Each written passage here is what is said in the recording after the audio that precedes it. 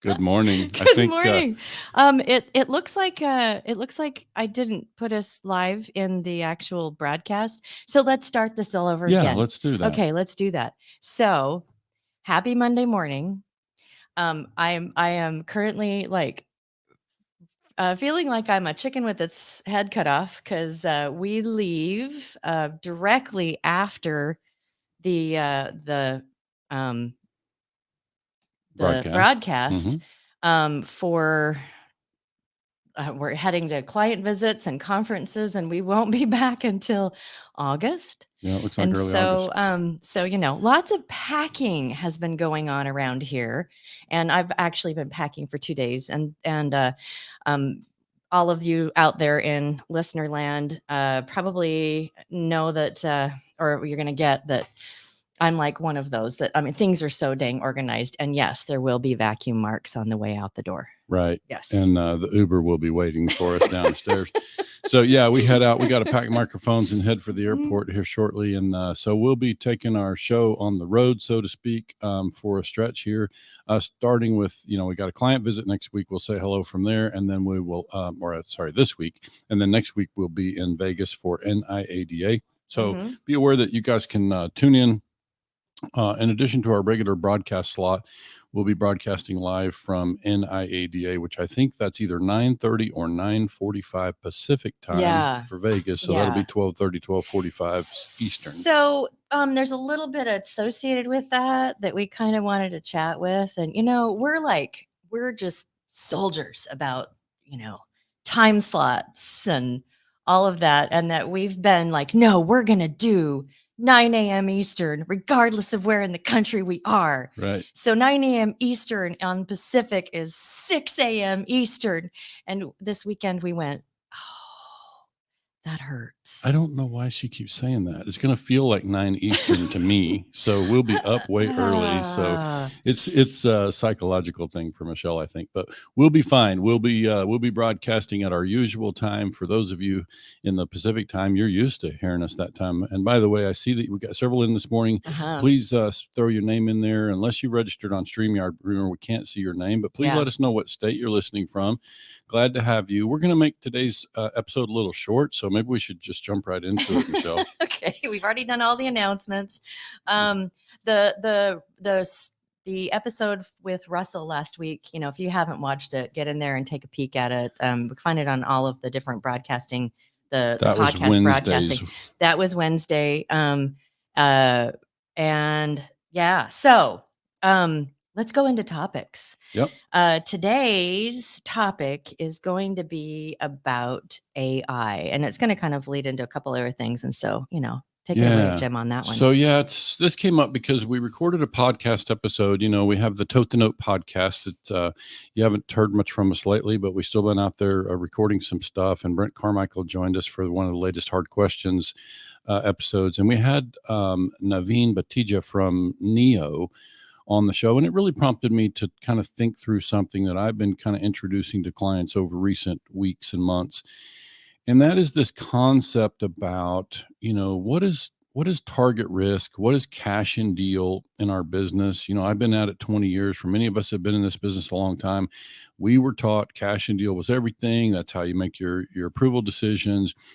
And I think what I want to have us to start to think about as a body in the buy here, pay here space is that in reality, what we're learning is that cash in deal and down payment are less of a factor in loan performance than we once thought. So, the question is, what do we benefit from in terms of AI? And, for those of you not familiar, AI, artificial intelligence, it's like all this data mining and all the information that's coming to us now.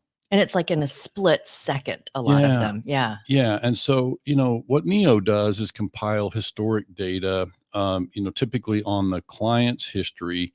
And, the thing that I know, I'm a numbers guy. So I just know that numbers don't lie. We have all these ideas, and so told us we should do this. And, and ideas are just not as easily quantifiable unless you can throw some solid numbers behind them. It doesn't make those ideas wrong. Yeah. But the data is just the data. Like, we just can't ignore what the data tells us. And while we all understand it's an evolving thing, we only have so much information we can really glean from the data.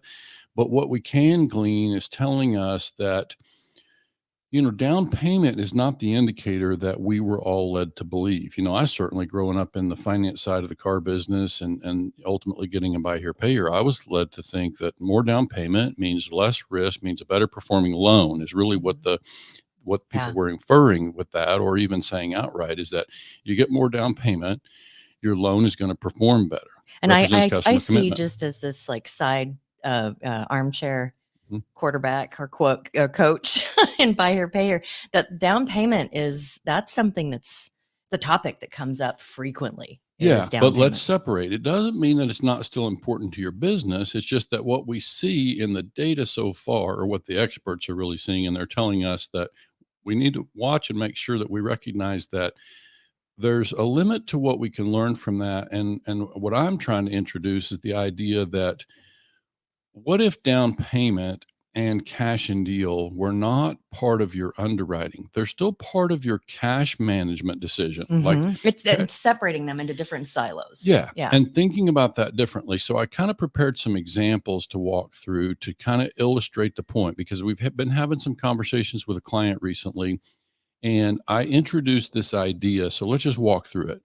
Let's say you got two dealers across the street from one another, and they both have the same kind of car. They both bought, let's make it a 2014 Honda Accord. Different colors. Yeah. Okay. They're the same condition, same miles. All right. All right. So this is the best way I know to kind of help us think about it differently. These two cars are, for all practical purposes, the same. They're just different colors. Okay. Well, one dealer picked up their car at a bargain and bought it for, let's pick $6,200. And then the other dealer maybe spent a little bit more on that auction day, plus reconditioned their car a little more. So maybe they got their car for $7,800. Okay.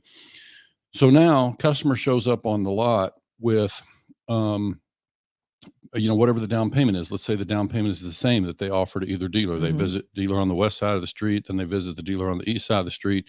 Same customer, same qualifications, same down payment. Same car. Same car. So I think we can all conclude that the fact that the one dealer owns their car for about $1,600 more has zero to do with how that customer will perform on that loan.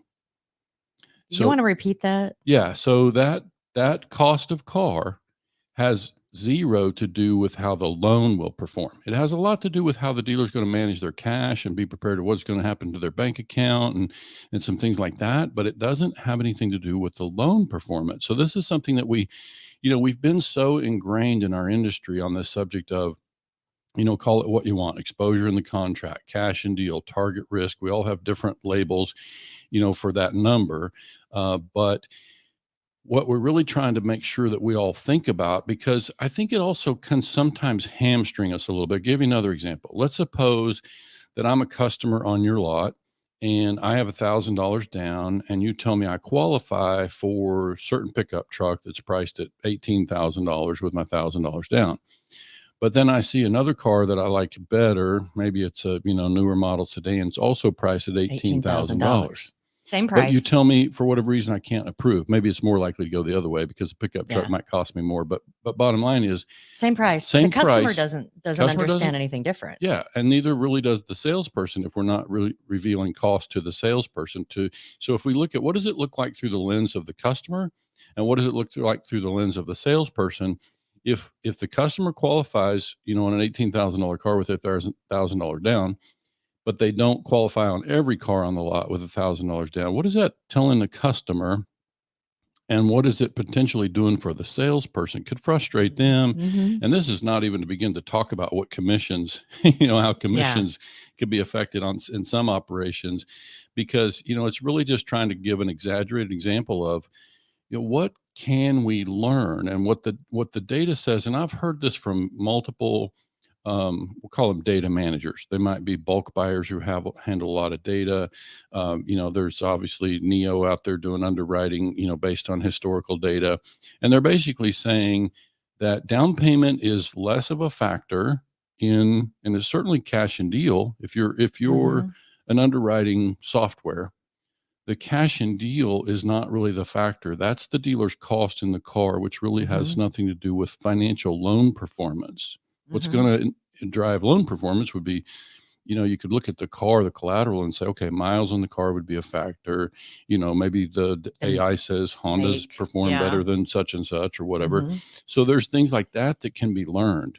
But the cost and what we actually paid for the car have almost nothing to do with, will have actually exactly nothing to do with the Yeah. loan performance, right? Yeah, and then the AI is able to the success of the loan is more about the car and the customer than it is. I mean, And the financial and the structure. financial structure. Yeah. So how we choose to finance it, where we set the payments and loan term relative to miles and a lot of those kind of things, that's where AI can kick in and really do us a lot of good.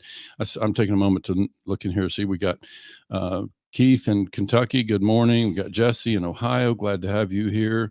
And We've got Kansas. Emily I don't know that we have a Kansas here. Good morning, DeFuto, Michael. Emily DeFuto, Keith Thacker, Bill. Bill's always here. Emily with Pain Near Me. Good morning, Emily. GR Moore as well. Yeah. And GR, you're always here too. We Glad love to you. have you, GR. Yeah. So we're, I think we mentioned last week, we're kind of zeroing in on ways to get call in, Yeah, people to it's coming, contribute and get in. It's Yeah, we'll coming, get guys. there. In the meantime, you certainly So can throw your questions in on the, and yeah. throw your comments. If you want Yeah. to throw some darts at me, then just by all means throw them by text.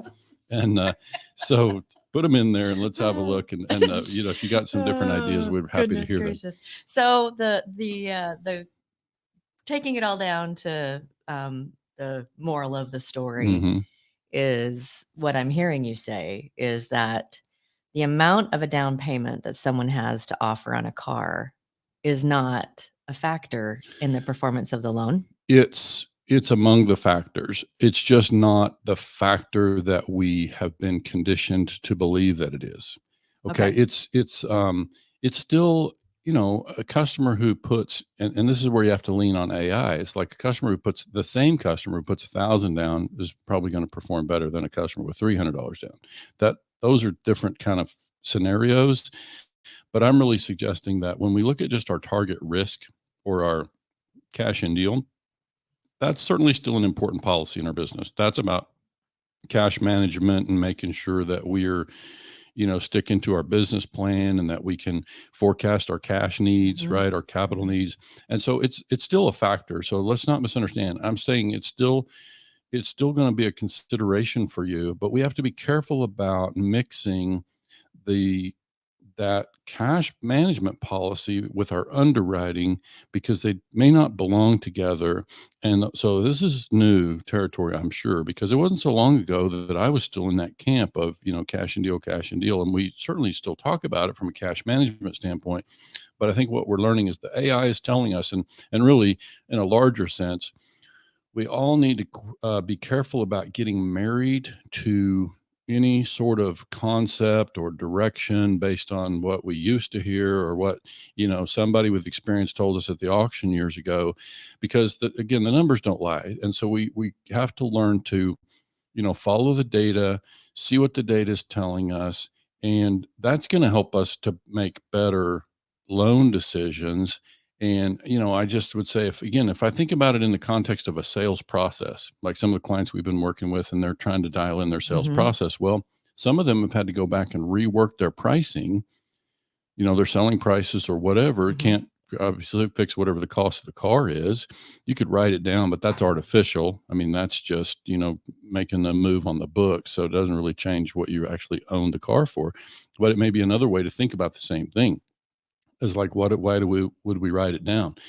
Well, so it's like, without getting too far off in the weeds, it's basically just saying, let's kind of be prepared to open our mind to all the beauty that is this AI, Mhm. and let it help us make better decisions as far as the outlook on the performance of the loan.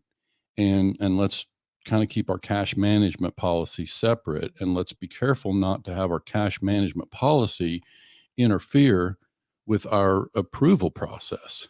Mm-hmm. So that's easier said than done. You got to go back and look at pricing and see, and and by the way, I am a proponent of a sales process that doesn't call for salespeople to know the cost of the vehicles and to be involved in any kind of, cash management decision or target risk decision. And I can tell you, having been worked in the new car business for a couple, 3 years before I stepped into buy here, pay here, I can tell you that if I came to work for any one of you listening that's in a buy here, pay here dealership, if I came to work for you tomorrow in your sales department, I wouldn't want to know the cost.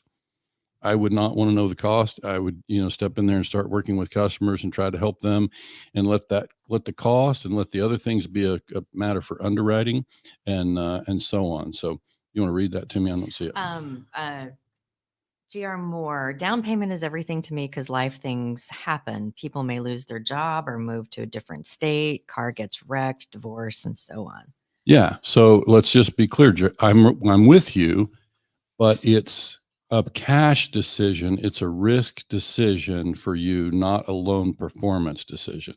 So that's where I'm just trying to differentiate. It's that's really what I'm trying to introduce is the idea. It's absolutely part of your business plan.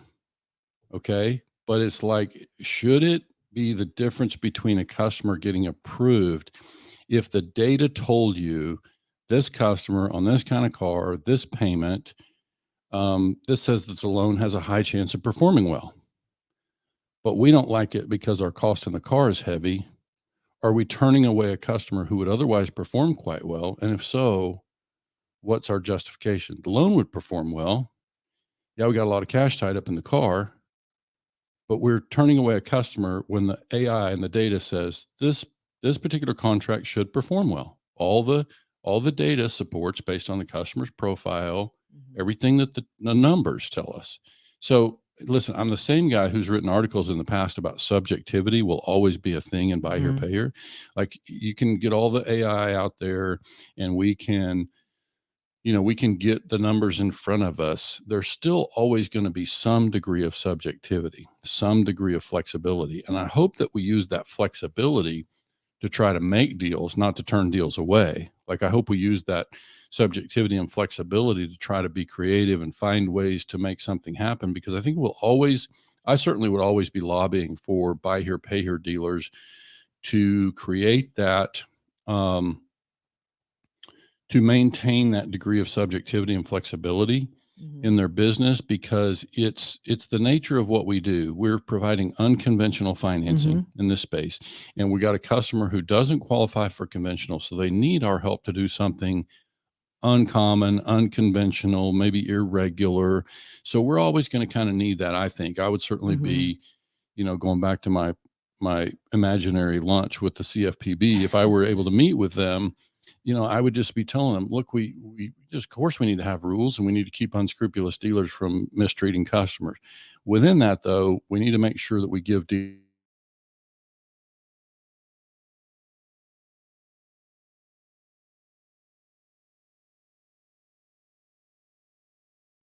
Yeah, I'm trying to be clear that I'm not saying down payment is not going to be a factor in all of our businesses and going to be a factor in cash and deal. I would simply ask us to question when we do turn a customer away, even though the AI might suggest that this customer could perform well, or, how do we feel about that? If the data says the customer could do well, we're turning them away because our cash and deal is high. Yeah, of course, that's a cash management, that's a capitalization question. We'd like to be able to tap into some more capital, because if we can fund the deal, so let's take it that way. If I have a funding source, and between the down payment that I get from the customer and the draw that I get from the funding source, if I'm covering my risk, now suddenly I really just need good loan performance for the sake of my customer and my business, also for the nature of my relationship with that lender or funding source. I need the loan to perform well.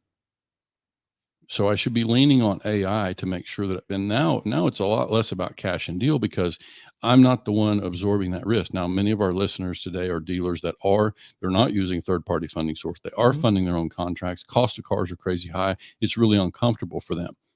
And that's still going to be a thing, because that's still a cash management. We're cash strapped, because we're we got heavy car costs, but that's a different thing than loan performance. So I'm just trying to make sure we think about that as we, contemplate these kind of things and make that decision. This is going to be uncomfortable for a lot of people. This is an uncomfortable idea of, approving a customer who we wouldn't have approved before with only $700 down on a pickup truck, as an example. And kind of what I'm seeing is that this whole idea of looking at AI, just like performance from artificial intelligence is a new concept. I mean, it's pretty new in the industry, and I think that it's something that's worth everyone really watching, because data, like you said, doesn't lie. Right. And so there's always going to be a one-off. There's always going to be the one-off, the crazy whatever thing that happens. But if you could start to lean more into AI and overall create stronger paper, because you're looking at the things that you might not have been looking at as closely. And knowing that, this is, and trusting it, especially it's interesting. We've had a couple of our clients that have started using Neo, and it's been uncomfortable for them at the beginning, because it's like, oh my gosh, this is so different than what we're used to. And so it takes people out of their comfort zone. And what we're saying is that it might be worth it to put yourself in an uncomfortable position for the overall health and future of your portfolio. Yeah, because what we don't want to do is make decisions that feel good for our cash and deal. And so really at the end of the day, what we're talking about is many of us are going to need to make capitalization adjustments. And I see Tom Cyber jumped in there. Tom, I agree 100%. Tom's a longtime friend, got a long career in the finance side of subprime. And so, he's somebody who would certainly understand these things we're talking about.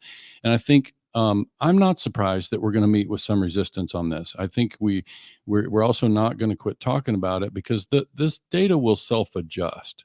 What I mean by that is your own decisioning. If you follow the data, your own decisioning, and that's the beautiful thing. These new folks, and listen, in the interest of full disclosure, Neo is our sponsor for the Tote the Note podcast. And so let's thank them for bringing, their sponsorship helps us bring those podcasts to you. And so we're grateful to have them, and we hope you'll thank them as well. But that they have an outstanding product in that they have the ability to pull this data together. And now, I don't want to sound like I'm selling Neo as a product AI. As much as it's numbers. Let's lean into it. There's a lot of other vendors out there, people in the industry that are starting to really lean into AI. And that's true. It's creating some strength in the industry for predictability, and that this can be something that as we lean more into AI, we can be more predictable. We can create an industry that's less like, well, this one did this and this one, it can level things out, make them a little bit more. Well, and if you want to go past this and maybe look at my motivation, AI is sort of part of what's, evolving. There are people at the top of our industry that are adapting to that, tapping into the AI, and growing very large businesses. Those of us who resist some of these changes are going to see our business decline, because, if that customer can't get approved with you on the pickup truck at $800 down, but they can go across the street and get it at $800 down, then obviously that's going to start to hurt us. And so this is where I say we just need to be open to the idea that there are things to be learned there. We might have to make some adjustments to our capitalization. Many of you already are, because of the crazy high cost of car, but the customer's down payment is still the same, right? And so really it becomes a question. And so, we need to wrap up here pretty soon. So just a couple of things. Keith Thacker piped in. He's like, I agree with the uncomfortability switch from AutoZoom to Neo, but Neo does work. And then he again added, it's a switch from cash and deal standpoint to something different. And then GR made a comment again that he says, you got to know the customer. Data doesn't mean meet or know the customer. And I absolutely agree with, you've got to know the customer 100%, because that's That's what this whole industry is. And I think I would just, and GR, we totally respect the things that you're doing out there. But I think what I'm really saying is those are almost three different things. The cash and deal policy is a cash management policy. The AI and the data is leaning on information about the customer that we can't really see in the same way. And then you're right, that thing about the customer is still that subjectivity piece that, the AI, there's a lot of things that you're going to witness in the course of taking an application from a customer that AI can't tell us. So that's always still going to be there. I'm not advocating for going away from that as much as I'm saying, let's understand what the value of AI is and let's tap into that, because we think that's really the future of subprime financing. Now that it's in our space, it's an opportunity for us to take the beauty that is artificial intelligence and combine it with our very real, human intelligence, and let's make better decisions that can be better for you as the dealer, better for the consumer. Right. And so we all really want long-term loan performance. We got to manage the cash to get there, but we really are just about building a portfolio that's going to perform well. And I think that's what we're all setting out to do. And I thought this morning would be a good time to introduce the idea that AI can be part of that. And I think it will be part of that for those businesses that adapt and want to grow. And like I said, there's lots of different people in the industry space that are really starting to lean on that. And so it's something to watch, because, time, as more AI, more data is collected, is going to tell an awful lot. And it's, coming from this armchair quarterback, whatever coach, in buy here, pay here, and watching Jim, it's even that whole idea about the down payment and the AI is something that Jim I've seen a shift in that. Because it's like, okay, because he is a numbers guy. We probably need to wind down, but I got to throw a quick mention in there for Tommy. Tommy Brandis and I are, we use the phrase back in the day. We're back in the day guys. So obviously we've been around this a while. And so, but for those of us that are, old school, some of us there's also a new school. And I think if we don't adapt to the new school, we're going to see the new school folks, picking up most of the business. Not right away, but there's a shift that's happening in our industry, and we need to recognize that that's happening and get comfortable with the AI and what we can learn from it. Really, really great conversation. We really appreciate everyone putting in their 2 cents, and it's like super valuable. And it's, it's one of the reasons why that the topic was added as one of the hard questions for Tote the Note podcast. And that just, that episode that we're talking about, where you had Brent Carmichael and Naveen and yourself to talk about, AI, that should be, you should have access to that on all of your platforms tomorrow. I had said that I wanted to try to get them done Sunday, but it looks like that one will be available tomorrow. So if you want to take a listen to that would be. Those of you who haven't heard, Michelle's now got us syndicated on the morning show out there on all the podcast I keep channels, busy, apparently. So like I said, great comments. Thanks so much for all of your participation. We have an Uber picking us up in like 15 minutes to head to a client in Pennsylvania. And so we start our road trip, and we're like we said at the beginning, we will probably not be back in our podcast studio in Clearwater, Florida until August. Right. But you will be able to see us live. Those of you who are going to be at NIADA, we will be broadcasting live our regular time slot, and also again from 9:30 to 9:45. So be there if you want to. They're going to have like seats set up so people can sit and listen if they want to. I mean, we're not that interesting, but hey. Right. And I see your comments out there for you on Facebook. Check out what Martin Gutierrez had to say. He also comes from a finance background, and he said, "Don't be a blockbuster." We don't know what that means. So it's actually So we're going to go, and I'm going to vacuum our way out the apartment. as we leave our home. So Thanks yes, again I'm for one of tuning those. in. Join us on Wednesday for White Hat Wednesday. And and if you've got anyone you want to have us look at for a White Hat Wednesday guest, yeah, please reach out to us and let us know. We want to let you know. We know that we know a lot of people in the industry, but we don't know nearly all the people in the industry. So thanks again for tuning in. We'll look for you on Wednesday. All right. Have a great day, you guys.